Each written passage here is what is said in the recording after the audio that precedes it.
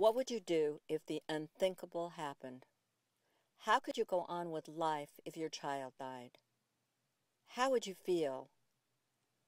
How could you possibly deal with the pain, the loss, the devastation? This show is brought to you by the Open to Hope Foundation with the mission of helping people find hope after loss. Well, Dr. Ken, it's so great to have you on the show today. So good to be with you. I'm so delighted to be doing this with you. It's so wonderful because, as I said, we have wanted to bring this message out of hope and recovery and resilience after loss, and you really personify that. Well, here you are. You've created an amazing environment for us to have these conversations, which, as we all know, are shunned. It's like nobody wants to talk about this. So where do people begin to go? Where are the resources? How do we find out about how we survive? And then how do we go on? And we have to switch from the voice of self-criticism, self-condemnation, looking at our old normal, comparing ourselves to that person, and we have to switch to self-compassion. How long do you think that takes? Self-compassion, it's every day. Let's get a question here. Are there some do's and don'ts of supporting someone who's grieving? Absolutely, and what a great question. How many of us are supporting somebody we love is grieving? We're not necessarily at the epicenter. They're at the epicenter. They're fighting for their lives. And we're trying to decide, I don't know what to do. What should I, and the first do is a simple, I'm so sorry. And what an inspiration. Can you talk about your kids a little bit and your story? I'd love to. It was the first day of spring.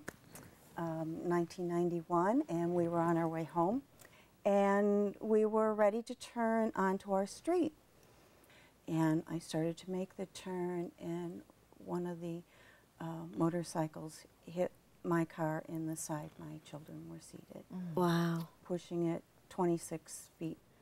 I mean, you just wonder, how does somebody ever find joy again? How do they transform their lives? That's why I think your story is so important for those out there that really don't know how they're going to do it. Absolutely. And don't believe that they ever will find anything but misery at this point. Right.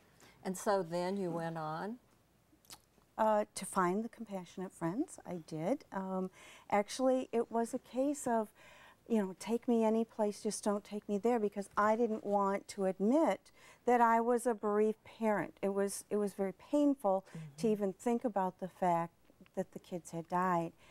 And but sitting at a Compassionate Friends meeting, I heard somebody talk about that videotape that never went off in their head. And I thought, wow, somebody else has that videotape playing, just like I do. It's a network of chapters where it's peer-to-peer support. We don't have professionals at the meeting. It's one bereaved family member to another.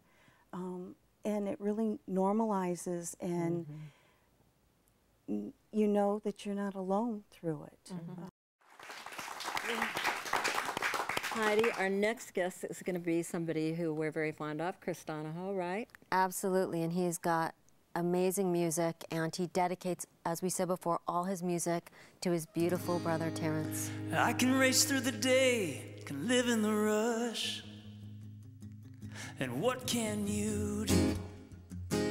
What can you do? I can lie in the dark, say life isn't fair. And what can you do?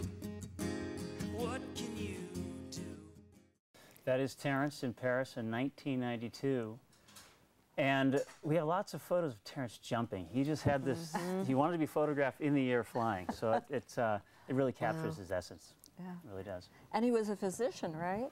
He was a first-year surgical resident, had finished med school, and was doing what he loved and was really thriving when he was diagnosed with multiple sclerosis. I really see a huge gift that he left us, a legacy of his love. And gratitude is the heart of that.